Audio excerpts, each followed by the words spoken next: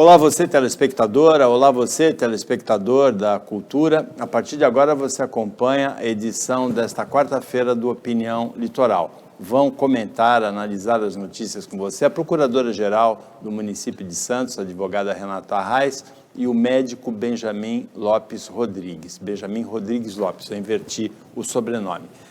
Você vai começar, acho que o assunto mais importante para hoje é, na eleição presidencial, os apoios que se definiram ou que começaram a se definir ontem, Renata. Os três governadores dos estados mais populosos, com o maior colégio eleitoral do país, Minas, Rio e São Paulo, declararam apoio ao Bolsonaro. O candidato Ciro Gomes, derrotado no primeiro turno, e um dos partidos que apoiou a candidata Simone Tebet, o Cidadania, declararam apoio ao candidato Lula. Como é que você viu esse começo de movimentação aí? Boa tarde. Boa tarde e bem-vinda de volta. Muito obrigada. Boa tarde, Paulo. Boa tarde, doutor Benjamin, a todos os nossos telespectadores. Ontem a gente estava ainda, acordando de tudo que aconteceu no domingo. Parece que todos os lados, que tanto bolsonaristas como petistas já imaginavam que ia haver realmente essa polarização e que os votos aos outros candidatos, como não houve uma terceira via significativa, seriam votos sem muita interferência no resultado da eleição. Então, ontem esses primeiros dias da semana, a gente tem visto, alguns apoios com uma certa surpresa e outros de uma forma que já era um pouco esperada mesmo, até porque a gente conhece da história de alguns partidos e de alguns políticos. Em relação ao Ciro Gomes, em que pese a postura que ele adotou, no final da campanha, se colocando muito contra o governo Lula, com muita ênfase, em razão dos escândalos de corrupção do governo, a gente conhece a história do Ciro Gomes e a gente sabe que ele participou do governo Lula, tem toda essa ideologia mais voltada para a esquerda, então, em que pese tudo que ele falou, não me causou surpresa que tenha apoiado o Lula, porque muito mais surpresa seria se apoiasse o Bolsonaro, cuja ideologia política é completamente diversa, de toda uma história, não se baseando apenas no que ele fez nos últimos 15 dias de campanha, muito também para tentar pegar, justamente por conta dessa compatibilidade do Ciro com o PT, é que ele tentou buscar votos justamente do PT, que ele achava que seriam os únicos que poderiam, em tese, migrar para ele. Ele não ia conseguir voto de bolsonarista nunca. Em relação aos apoios que o presidente Bolsonaro conseguiu, me causou um pouco de surpresa a reaproximação com o juiz Sérgio Moro.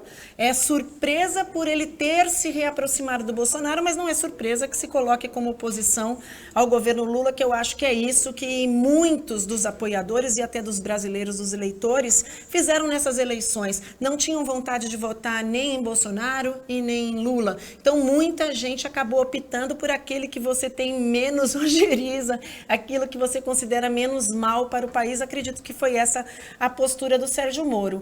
E aqui em São Paulo, o Rodrigo Garcia, também eu não tinha nenhuma expectativa, porque eu não conheço muito da história dele, então eu realmente não conseguia antever se esse apoio ia se dar para o Tarcísio ou para o Haddad. Benjamin, ontem um empresário, bem amigo meu, à noite ele me disse assim, o Bolsonaro saiu na frente dos apoios porque ele recebeu o apoio do Zema, governador de Minas, e o Lula recebeu o apoio do Ciro Gomes, do partido, mais do partido do que do próprio Ciro, e deve receber o da Tebet.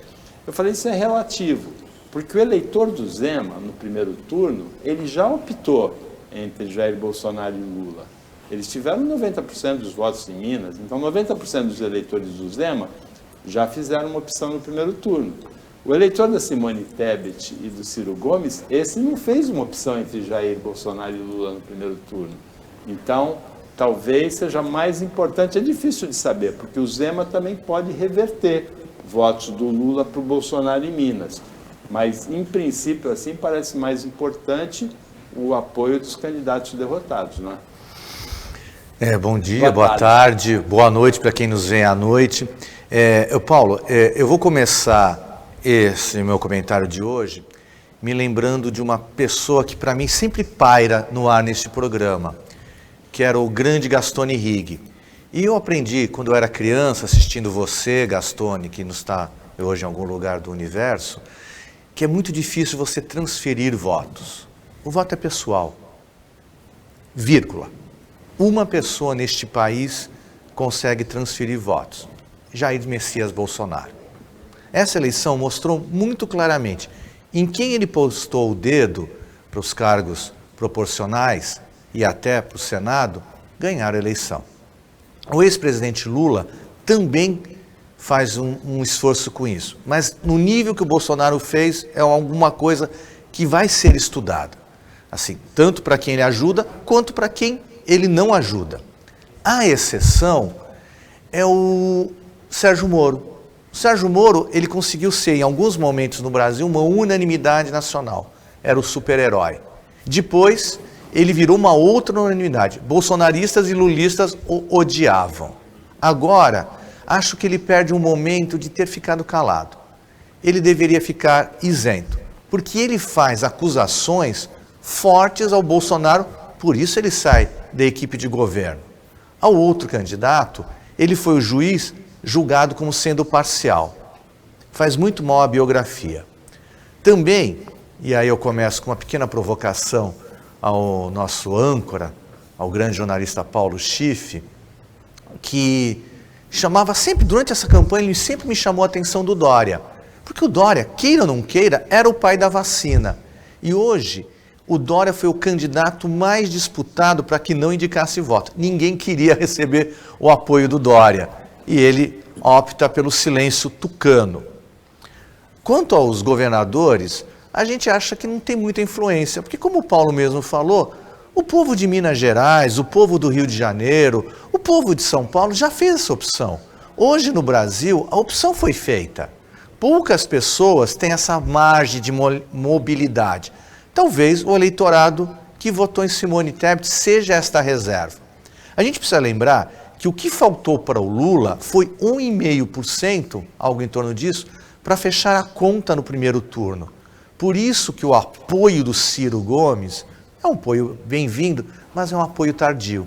Para o povo da esquerda, o Ciro vai passar a história como o grande traidor desta eleição. Acho que a gente tem alguns momentos para discutir, principalmente em São Paulo. Acho que o Rodrigo, governador, ele toma uma atitude errada.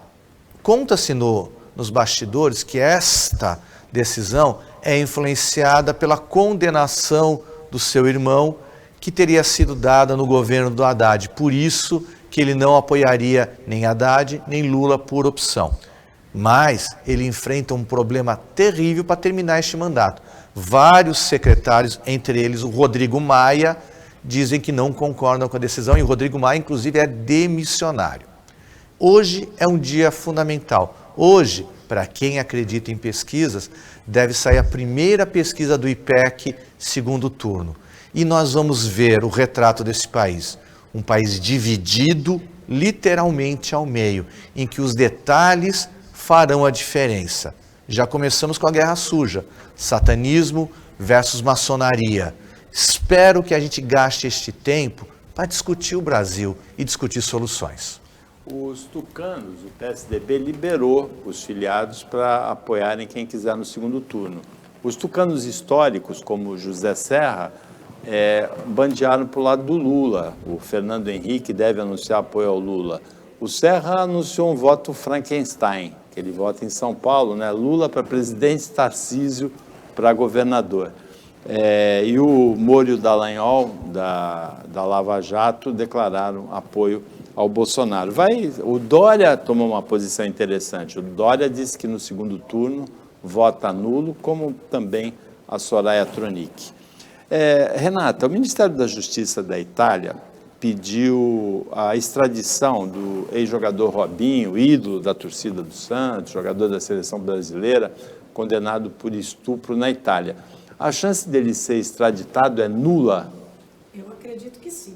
Eu acredito acredito que por ser cidadão brasileiro? Por ser cidadão brasileiro. A nossa Constituição, por princípios constitucionais, a gente não extradita os brasileiros para cumprirem pena no exterior e sim recebe-os, né, para fazer essa pena seja cumprida aqui, no caso inverso, quando eles estão em outro país. Não sou especialista em direito penal e como a jurisprudência sempre muda, no Brasil, em que pese o que esteja literalmente escrito nas normas em vigor e na Constituição, a gente sabe que tudo depende muito da cabeça do juiz, daquele que julga. E essa vai ser uma decisão que vai estar nas mãos do Supremo Tribunal Federal. Eu não acredito que essa extradição seja levada a efeito. Agora, pode acontecer do governo brasileiro ou o Supremo Tribunal Federal decidir que ele deve cumprir a pena no Brasil? Olha, aí vai depender dos tratados internacionais, aí ele precisaria de um conhecimento mais específico a respeito dessas normas no campo do direito penal e do direito processual penal. Mas eu quero crer que nada disso vai... Quero crer não, eu creio que nada disso vai acontecer. O Robinho está fadado a viver aqui no Brasil porque se ele sair do Brasil, ele pode ser preso. Benjamin. Eu ia comentar exatamente o que a doutora terminou. Acho que a grande condenação para o Robinho é o fim da carreira dele futebolística, a idade também já ajudava, mas ele fica impedido, na prática, de sair do país, porque o próximo passo é um comunicado à Interpol. Exato. E ele, assim que sair para um país que tenha tratado de extradição com a Itália, ele será detido e levado. Eu só quero chamar a atenção porque existe uma pequena diferença do crime cometido pelo Robinho. No Brasil é estupro, mas parece que lá há uma outra denominação que é violência sexual, porque não houve penetração na vagina. Os detalhes são detalhes, mas o que a gente chama a atenção, e ainda mais que a gente vive numa cidade que respira futebol, é como a gente prepara muito mal as nossas crianças, nossos pequenos gênios da bola, para a vida adulta e responsável.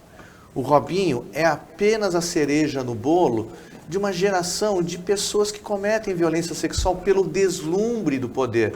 Nós temos no futebol de hoje ex-treinadores ou treinadores que foram acusados pelo mesmo crime do Robinho. Vira e mexe, a gente vê jogadores envolvidos nessa situação.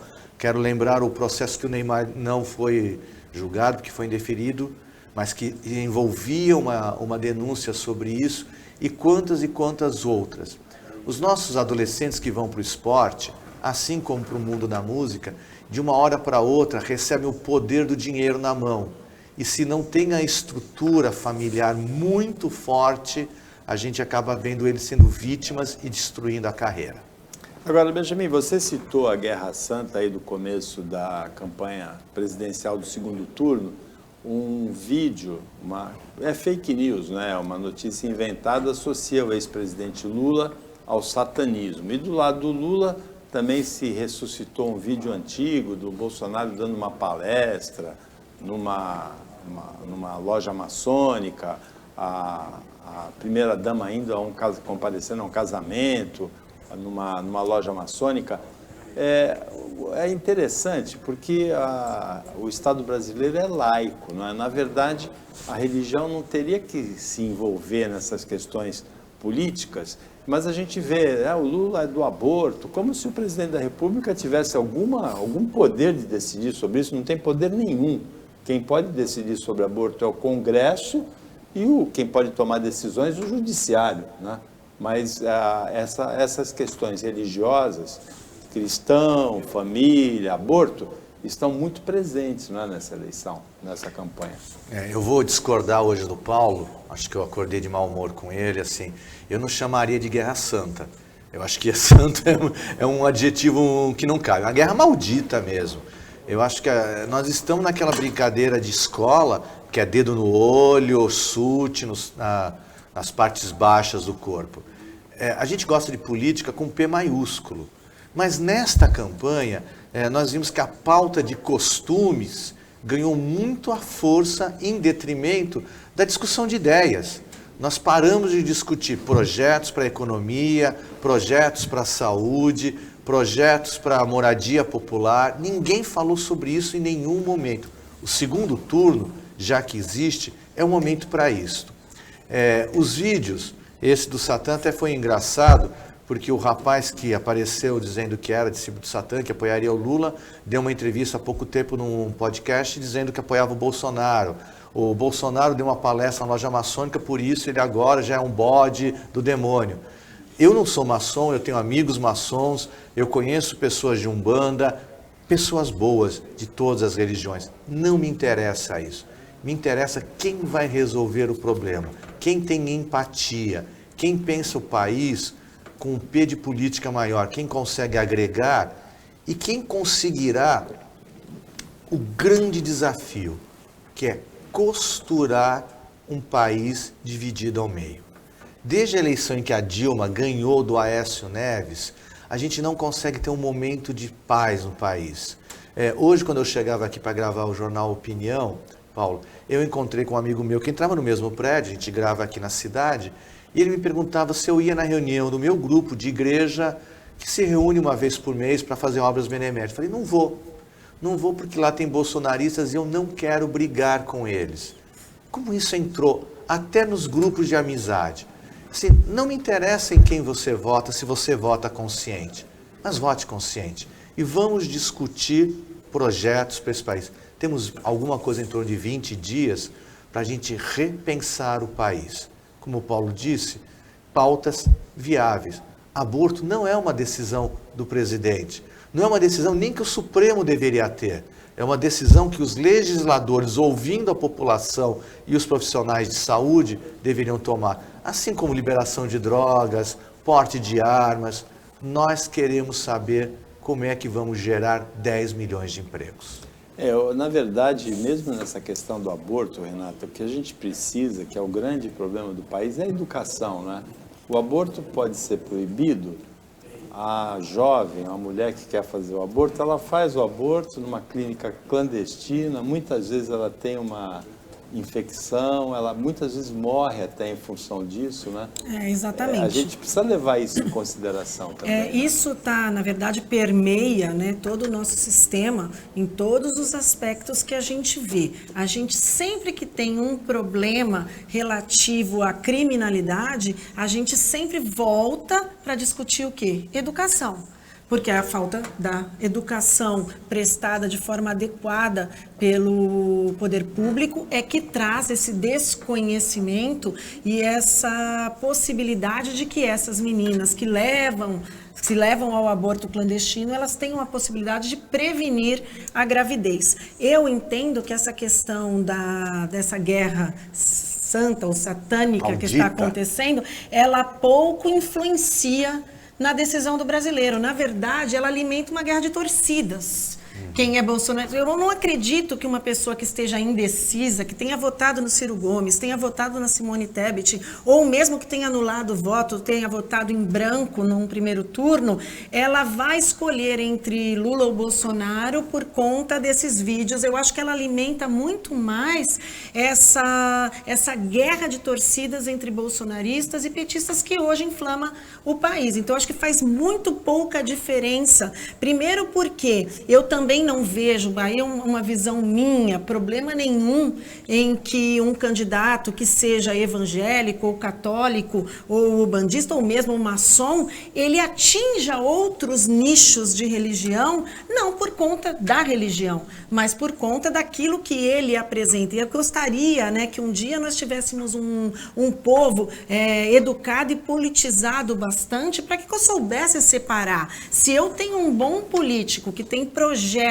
nos quais eu acredito, e independentemente de ele ser católico ou evangélico, ele terá meu voto. Então, para mim, por exemplo, pouco importa se o discurso do Bolsonaro se deu numa loja maçônica ou numa igreja evangélica ou em qualquer lugar que seja.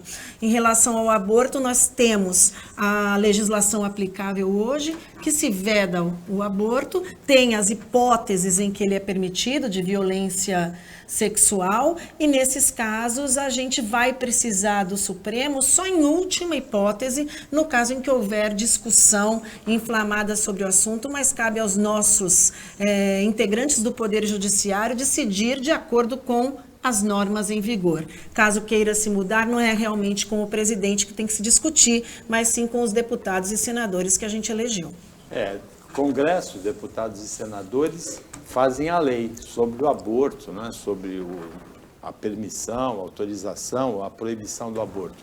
E o Supremo vai julgar se o caso está enquadrado entre aqueles que é permitido fazer o aborto ou não. O presidente da República não tem nada a ver com isso. A Opinião Litoral volta depois do intervalo.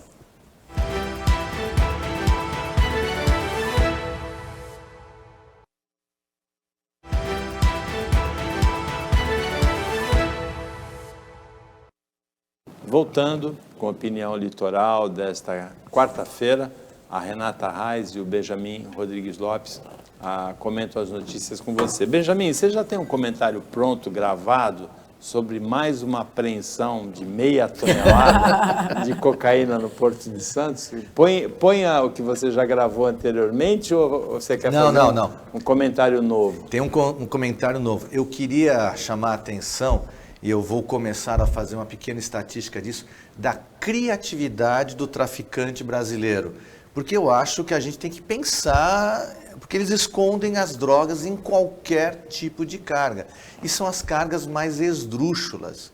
Eu fico imaginando, claro que os policiais federais contam com a ajuda dos cães farejadores, hoje dos raios-x, mas assim, e tem que ter uma capacidade de imaginar o que esses caras estão inventando. Hoje é em produtos químicos. E a gente sabe quais são essas rotas, para que países vão. O que a gente percebe é que a gente, apesar do esforço, e tem que ser aplaudido os nossos policiais federais e toda a equipe que trabalha no Porto, o Porto de Santos ainda é uma peneira.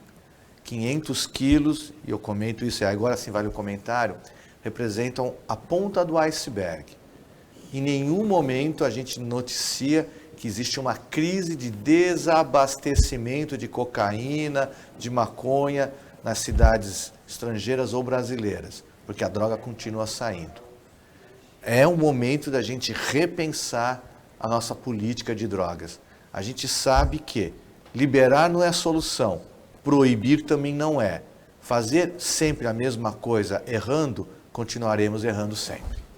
Agora, a cotação da cocaína no estado bruto, assim, e no atacado, 3 milhões de dólares custa uma tonelada. A apreensão de ontem no Porto de Santos, de uma carga que estava misturada na resina, ia para a Espanha, houve a atuação de um cão farejador e pela análise de risco, aquele container foi escaneado. Foi de 549 quilos e ia para a Espanha, né? É mais de 1,5 milhão de dólares. Então, são 7 milhões e meio, 8, 9 milhões de reais.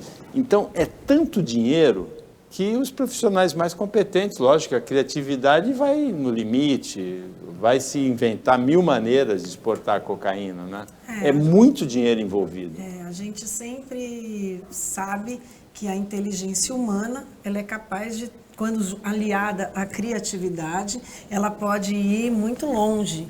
E isso acontece nos presídios. A gente tem conhecido por que você não pode levar arroz cru pro preso, porque eles conseguem transformar aquele açúcar em cachaça.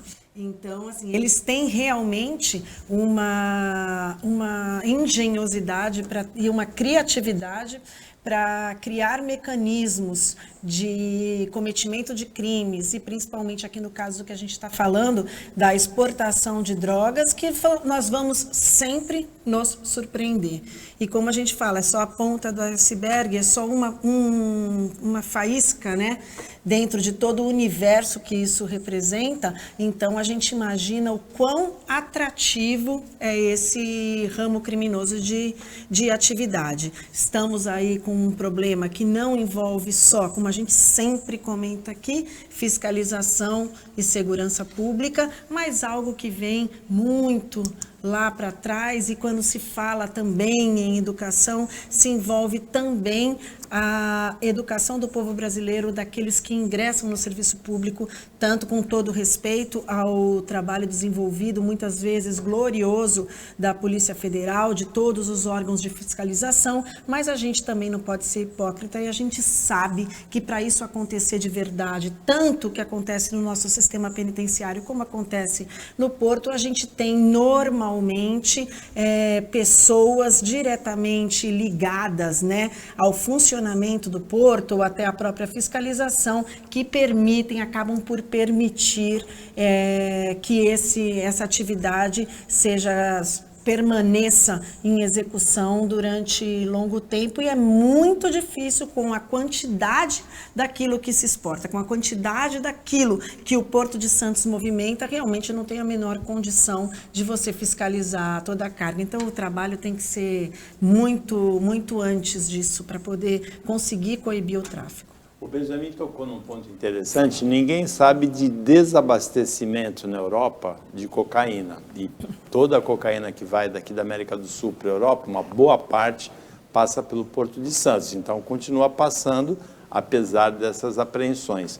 O carregamento que aqui custa mais ou menos 8, 9 milhões de reais, esses 549 quilos, 10 milhões de reais, quando chega na Europa, e aí é fracionado em quilos da pasta, vai para 125, 130 milhões de reais. Então é muito dinheiro. Os profissionais envolvidos nisso são recrutados entre os mais habilidosos, mergulhadores europeus, para colocar cocaína adesivada em casco de navio. Tem o profissional que tem a habilidade raríssima de quebrar o lacre do container depois que a carga já está lá dentro, e sem o conhecimento do dono da carga, coloca a cocaína e consegue refazer o lacre. Imagina a especialidade dele, a especialização dele. Ô Paulo, quando a gente começou o programa de hoje, a doutora Renata, falando sobre violência, fala que a educação está no cerne de resolver o problema. E é isso mesmo. A mudança de costumes, enquanto a gente não conseguir evitar que o jovem use a cocaína, nós vamos ter o livre comércio. Eu estou lendo um livro, eu sou um leitor costumais, o autor é um autor espanhol, chama Ildefonso Falcones. Ele é conhecido no Brasil porque 2 livros deles já foram adaptados para uma série do Netflix. E este livro especificamente se passa na Espanha, século XVIII, 1780, e conta a história do povo cigano e de algumas escravas que vieram de Cuba. E o tráfico lá era de tabaco. O tabaco era a substância desejada na Espanha. O monopólio era real, muito caro. Então os pequenos ciganos, pequenos negros, pequenos comerciantes traficavam o tabaco. E eu, no meio do livro, descubro que eles colocavam em tripas de animais e introduziam no orifício anal, para passar sem ser fiscalizado, como fazemos hoje com a cocaína. O ser humano se repete.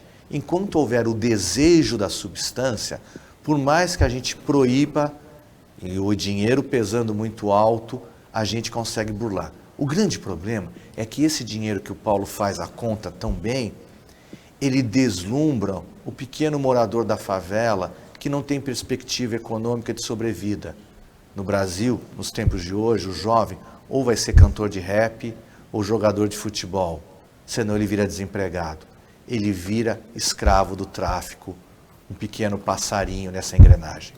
Tem depoimentos impressionantes, né, de como depois que entra no tráfico e toma contato com esse dinheiro fácil, é muito difícil de desistir dele. É mais fácil não entrar no tráfico do que sair dele depois. O furacão Ian, ele fez dezenas de mortes nos Estados Unidos, principalmente no estado da Flórida, aqui na costa oeste, na costa leste dos Estados Unidos. E o presidente Joe Biden hoje visita essa costa leste, visita o estado da Flórida. Renata, o presidente pode fazer muito pouco, né? O que ele pode fazer de Washington é a mesma coisa que ele pode fazer visitando. Agora, o gesto da visita tem um valor emblemático muito grande, não é? Sim, eu acredito que sim. E algo que a gente, daí não tem como não falar dessa notícia em fazer uma analogia com a realidade que nós vivemos catastrófica aqui da pandemia, que eu acho que foi muito o que o povo brasileiro sentiu. A gente viu ontem nas notícias de imprensa, quando o presidente Bolsonaro chegou para visitar os hospitais, né? O HCOR, se não me engano, não sei qual, o Hospital do Câncer, que ele foi visitar ontem, e ele foi recebido pelos profissionais de saúde com gritos em coro, né? Se rebelando contra essa visita tida por tardia, que ele não teria, que aquilo era uma covardia, porque ele não teria vindo aqui na pandemia quando eles precisavam. A visita de um presidente numa situação catastrófica, realmente ela tem de pouca valia, a não ser que ele vá divulgar liberação de recursos para a reconstrução. É óbvio que é isso que as pessoas esperam. No momento, a questão dos furacões nos Estados Unidos, naquela região, é algo que a gente sabe que todos os anos se repete, né? Se repete alguns anos de forma mais agressiva, outras ele passa com poucos estragos, mas é uma realidade climática daquela região dos Estados Unidos. Então, as cidades compete se preparar para esses eventos adequadamente, e ao presidente essa simbologia, né, esse significado da visita do presidente nesse momento, eu acredito que conforta sim a população atingida. É isso que se espera de um líder, né? Não só de um governante do ponto de vista político e administrativo, mas de um líder de uma nação que ele no mínimo se sensibilize com a dor daquelas pessoas. E eu acho que é isso que faltou muito por todos os anos que todos nós passamos mais recentes do nosso presidente. Demonstrar ali aquele apoio para a população que sofre. Tanto não só dessa forma emblemática como você falou, mas também na possibilidade de enxergar quais são os problemas efetivos que aquela população, aquela parcela da população está sofrendo e o que elas precisam para minimamente tentar reconstruir nossas vidas. Isso é muito parecido com o que a gente vê todos os anos no Rio de Janeiro, aqui em Santos, nos nossos morros, em relação às chuvas.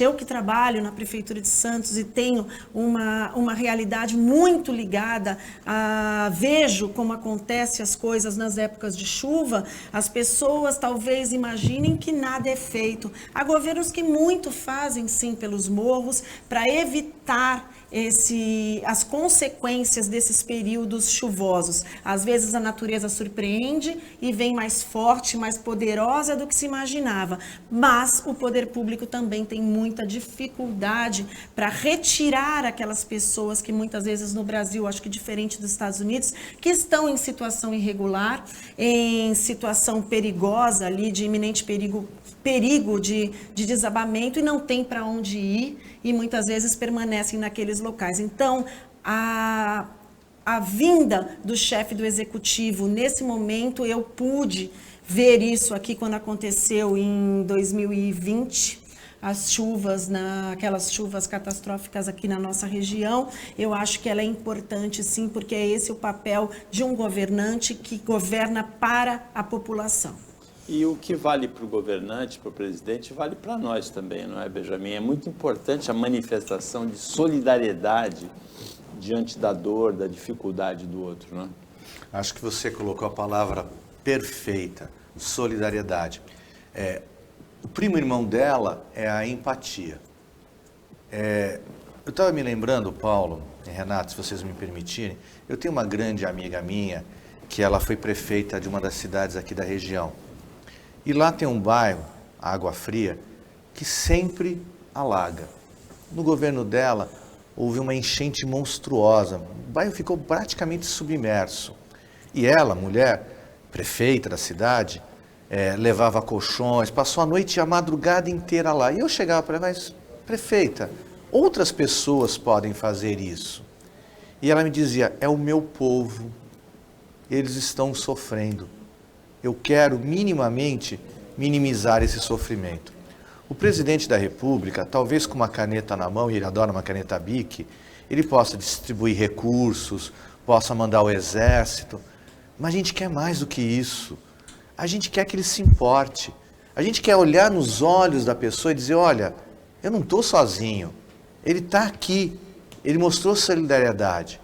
Vir agora, no segundo turno, no hospital que ele ignorou, num país em que 600 mil mortes, numa classe trabalhadora que brigou por um piso salarial. Ele não vetou o piso, mas ele fez corpo mole. Ele poderia ter conduzido a essa discussão para que o Supremo não tivesse que parar o processo. Nós queremos respeito, mas nós queremos solidariedade e empatia. Por falar nesse projeto do piso salarial da enfermagem, piso nacional, o Senado ontem aprovou mecanismos de destravar verbas estaduais que podem viabilizar a implantação desse piso. A gente fala sobre isso depois do intervalo.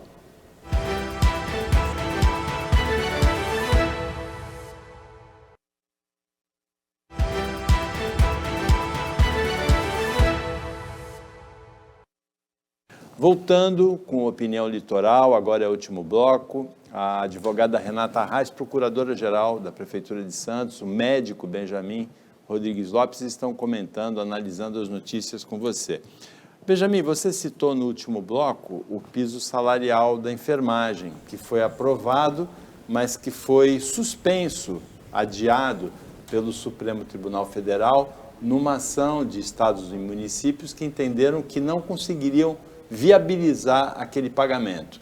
O Senado ontem aprovou um projeto, vai para a Câmara agora, que destrava algumas verbas de maneira a viabilizar esse pagamento. Tardiamente, né? A gente sempre questiona que a gente quer um gestor. O gestor é aquele que cria projetos, mas é aquele que enxerga nos projetos defeitos e os resolve antes de estourar. Nós tivemos todo um trâmite pesado, o deputado Padilha brigou muito por este piso e foi um banho de água fria numa categoria que literalmente não é expressão, deu a vida nesses últimos 2 anos. Você convive com muitos profissionais da enfermagem. Houve assim uma grande decepção com a decisão do Supremo? Engraçado, Paulo. Metade delas tinham já o medo de que não receberiam, achavam que não ia dar em nada. A outra metade teve certeza e se decepcionou. Sim, lógico. Nós não estamos dizendo de um plus a mais. Nós estamos dizendo do dinheiro do dia a dia dessas mulheres. Eu digo mulheres porque é uma profissão que ainda é majoritariamente mulheres. E é engraçado, eu fui secretário de saúde e na minha cidade nós demos as 30 horas. Porque o que acontece com essas enfermeiras, técnicas, auxiliares? Elas têm 2, 3 empregos para compor a renda. Então nós estamos dizendo que a profissional de enfermagem trabalha durante o dia numa unidade básica de saúde, depois ela vai à noite fazer plantão de 12 horas no hospital, no dia seguinte ela não dormiu, ela tem que estar no posto de saúde e naquela noite que ela deveria estar descansando, ela faz um plantão extra em algum outro lugar. São essas mulheres que, por força da baixa remuneração, têm que largar seu lar e ver seus filhos sendo criados por escolas, por creches. Dar o piso salarial ao profissional de enfermagem é dar direito a elas poderem ter uma casa, a viver um pouco melhor, a criar seus filhos, a acompanhar a saúde, elas que cuidam da saúde dos nossos filhos. Eu fico muito revoltado e muito triste com esse processo todo, porque beira a humilhação. Parece que vai ser dado uma esmola. Não é, é um direito e é um dever nosso reconhecer. Quando acabou o auge da pandemia, quando o Rogério ganhou, e eu falo aqui para a Arraes, que tem um contato direto à prefeitura, eu sugeri uma coisa para ele. Faça uma estátua, ponha um objeto de agradecimento. É simbólico? É simbólico, mas a gente precisa. Meu pai é falecido e ele está enterrado no Paquetá. E no Paquetá tem um túmulo muito bonito a um médico que morreu na epidemia da gripe espanhola, em 1918, porque ele foi um dos poucos que ficou na cidade combatendo a epidemia. acho que a cidade de Santos merece o reconhecer os profissionais de saúde que deram a vida, literalmente, nessa pandemia. Olha, eu não tenho nem como complementar, o Dr. Benjamin disse, porque eu faço das palavras dele as minhas. Com certeza, a gente viu ali na categoria dos profissionais de enfermagem um anseio muito grande por algum tipo de reconhecimento por tudo isso que a gente viveu. Não que os médicos, eu sou filha de médicos e sei disso, tenho parentes médicos, não que os médicos também não mereçam tal reconhecimento, porém, a gente sabe que a categoria da enfermagem, eles têm salários muito menores e probabilidades de ganhos muito menores. O que eu acho muito triste que acontece no nosso país, muito por conta do comportamento deste governo atual, é que foi desvirtuado o sistema administrativo, político, jurídico de um país, que assim, quando eu não quero dizer que não fiz alguma coisa, eu faço e deixo para o outro decidir.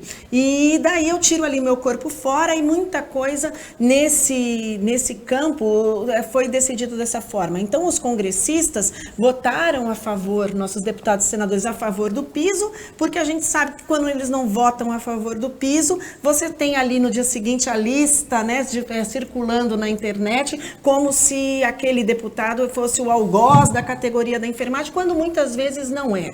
O presidente, da mesma forma, naquela coisa de veto ou sanção, ele fica sempre na mesma sinuca de bico. E quando a coisa cai no judiciário, que tem o dever de decidir de acordo com a Constituição e a legislação em vigor, quando ele suspende, aí ele vira o Satanás da história. Mas tudo isso vem corrompido num sistema em qual o legislador, que são os deputados e senadores, e o presidente, tem o dever sim de conhecer a Constituição e as leis do país no qual eles governam e legislam. Então, cabe ao Congresso, quando esses projetos de lei passam nas comissões de finanças, de Constituição e redação, porque tem todo um trâmite prévio antes disso ser votado. Essas questões financeiras, constitucionais, elas tinham que ser avaliadas. E isso não acontece muito diferente aqui numa Câmara de Vereadores, em Santos. Quantas vezes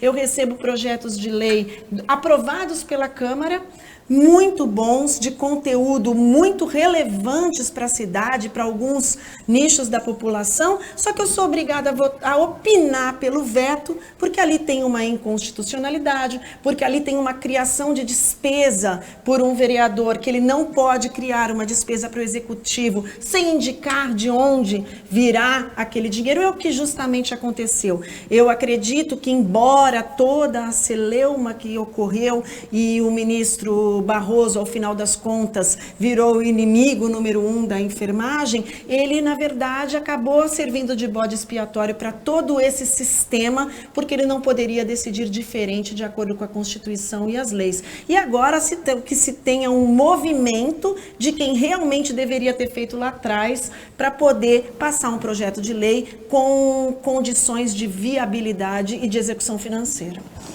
As últimas notícias dão conta de que o MDB liberou os filiados para votação no segundo turno, na eleição presidencial.